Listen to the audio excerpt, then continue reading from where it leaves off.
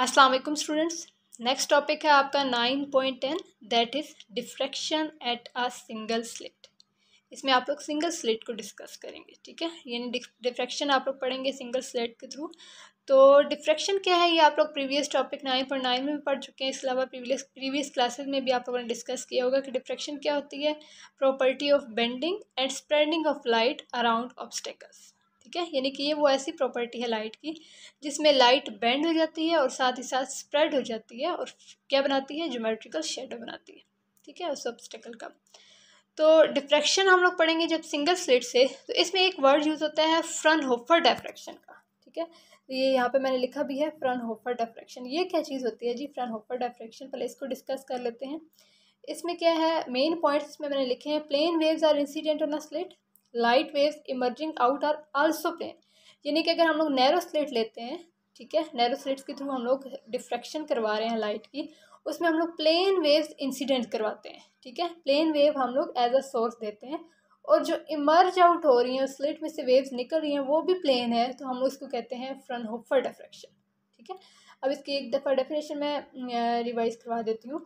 The diffraction of a light produced by a narrow slit when plane light waves are incident normally on the slit and light waves emerging from the slit are also plane is called Fraunhofer diffraction, ठीक है।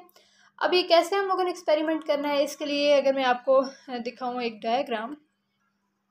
ये book में एक ही diagram बनी हुई है, उसमें दो पॉइंट्स ली हुई हैं बारी बारी, एक ओ और एक पी, ठीक है। तो मैंने उनको स्प्लिट कर दिया दो डायग्राम्स के फॉर्म में। अब अगर आप लोग यहाँ पे देखें, ये आपके पास एक किस्म की नैरो स्लिट है ए बी, ठीक है। ए बी इस पे नैरो स्लिट है और ये अगर आप लोग देखें ये प्लेन वेव्स जो है इंसिडेंट हो रही है, ठीक है।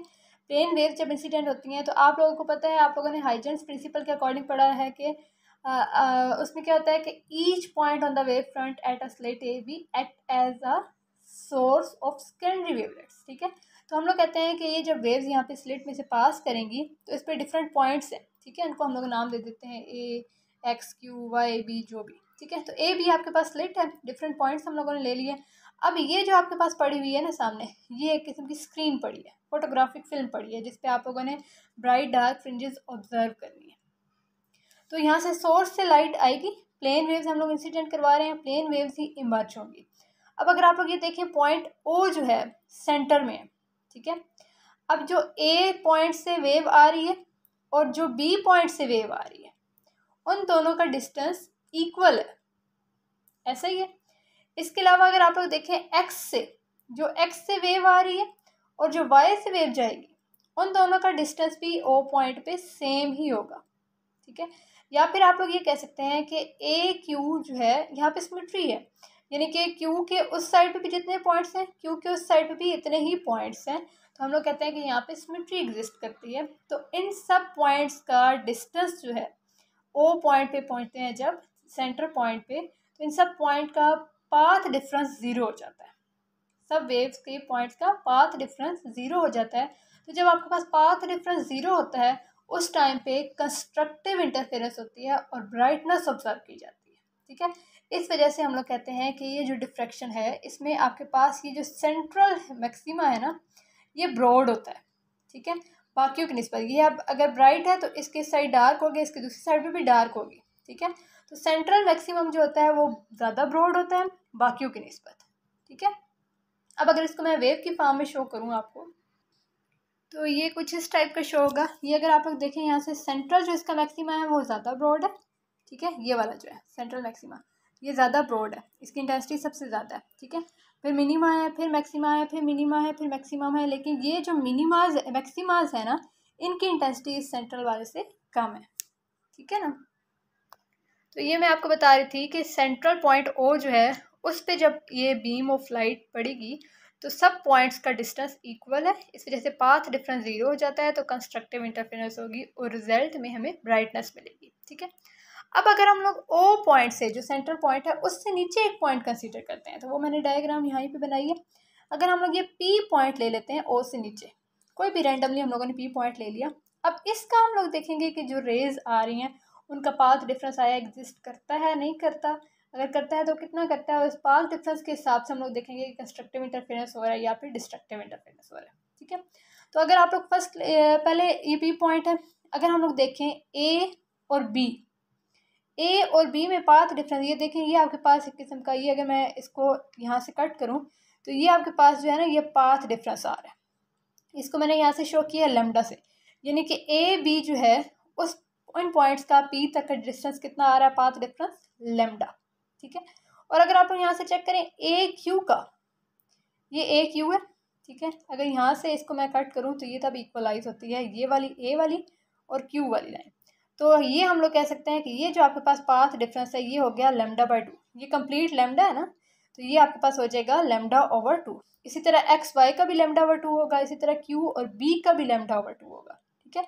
तो अगर λ/2 पाथ डिफरेंस आता है तो हमारे पास क्या होती है, डिस्ट्रक्टिव इंटरफेरेंस, और एज अ रिजल्ट हमें डार्क फ्रिंजेस ऑब्जर्व होती है, ठीक है।